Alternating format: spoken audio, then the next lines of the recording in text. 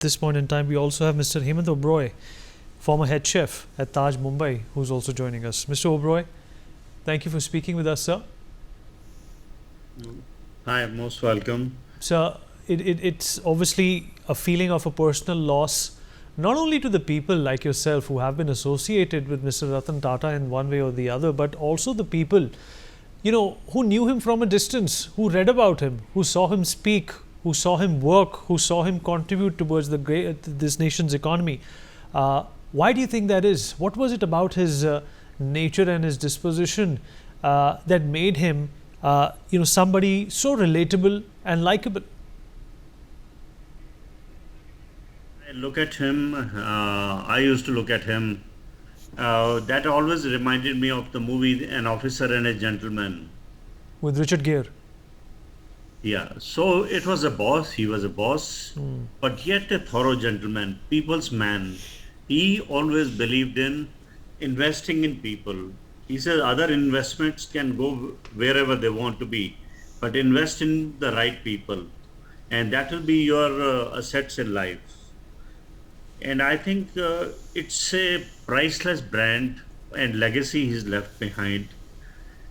I mean, I knew him from 90s when he took over chairmanship, and some of the times we had very close talks also about where he wanted the vision and the luxury of the Indian hotel company to be. So, at the risk of sounding selfish, I also want to learn from you. You just said that you've had some, conversations with him in close quarters. What can you remember? What can you recall out of those conversations? Would you like to share some of those anecdotes, if there is one, with the viewers? It would be great to know. It was like, one of the things I remember when we were doing the centenary dinner. Taj was turning 100 years old, and in 2003. And while in the briefing, and he said, "Why don't we have a cheese souffle?" And he smiled, just that. And I just looked at, I said, 1400 people cheese souffle, sir? He said, no, no, I was just kidding. But I took it very seriously, and all of us took it very seriously, that because it was a challenge. He loved that souffle, and it was a challenge for us, and we lived up to it. We served 1400 people sit down dinner, and cheese souffle was served to everybody at the same time. Because that's So the what were some of his? leadership, when you Yeah. look at the leadership, and he very rarely would ask something like that. So what were some of his favorite things to eat? He was a very private person. Most of us don't know what his habits were. Is that something you mind sharing with us? He was loving European food, Japanese and Chinese to a lot of extent. Yeah, these three were his favorites, and he would love them. He would love them. His Chinese, whether it was a golden fried prawns or some other dishes, and his seafood habits, very very nice. And he would appreciate the food. He would compliment the people and the service staff, and he will always be so polite and say, "Thank you so much for looking after me." I mean, you would go out of the way, so humble, so polite he used to be. So any conversation that stands out for you now that you look back, anything he said to you that gave you the memories of a lifetime?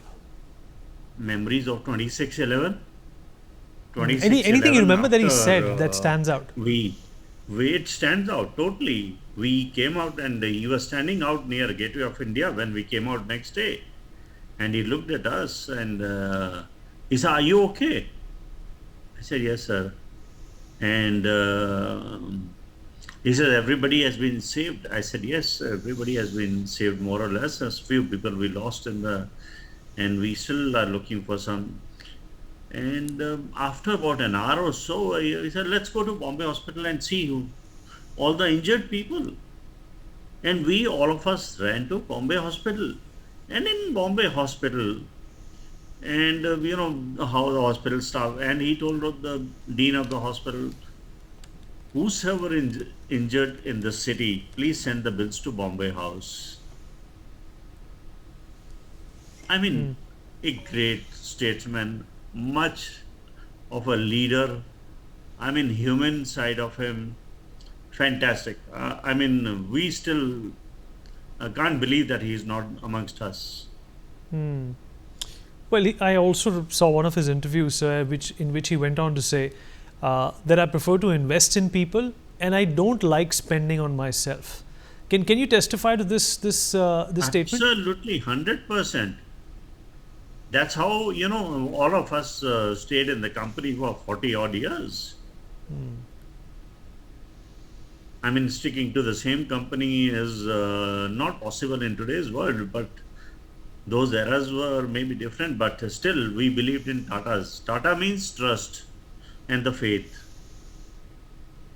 And like I said, it's a priceless brand which Mr. Tata built up. For more such videos, subscribe to the NewsX YouTube channel, hit the bell icon.